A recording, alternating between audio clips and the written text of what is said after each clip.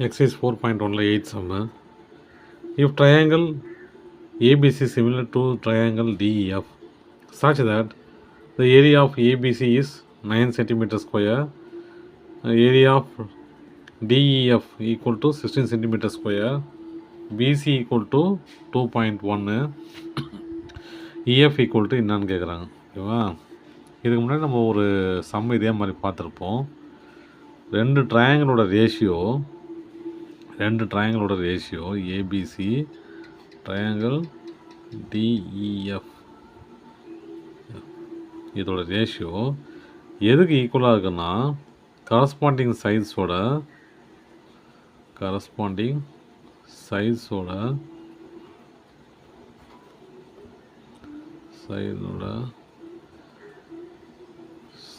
ஸ்கொயரோட இதுக்கு ஈக்குவலாக இருக்குன்னு சொல்கிறாங்க. ஓகேவா? இதோட கரஸ்பாண்டிங் சைடு அதோட ஸ்கொயரு, இதோட கரஸ்பாண்டிங் சைடு அதோட ஸ்கொயர். இதுக்கு இந்த ரேஷியோவும் ஈக்குவல்னு சொல்கிறாங்க. நம்ம என்ன பண்ணுறோம், இதன்படி நம்ம அதை போட்டுக்குவோம். ஏபிசி என்னது 9 சென்டிமீட்டர் 9 போட்டுக்கலாம்.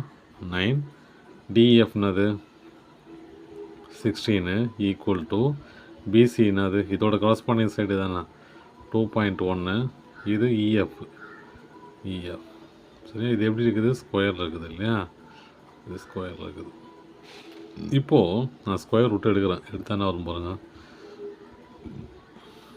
டேக்கிங் ஸ்கொயர் ரூட் ஆன்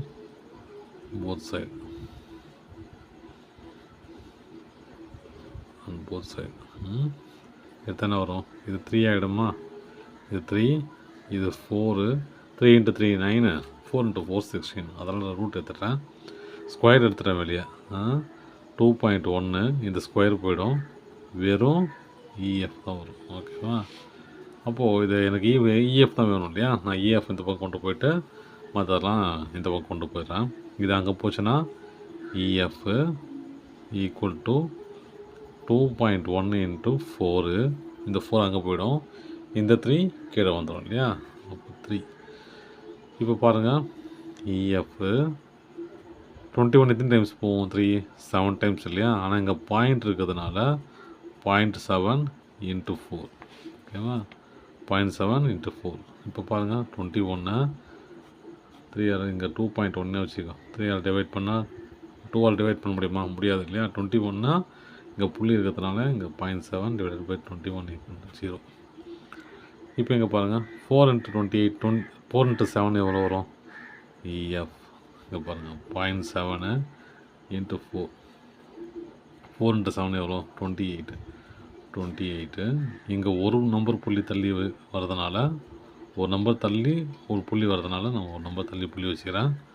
அப்போது 2.8 EF = 2.8. அவ்வளோதான் சார்.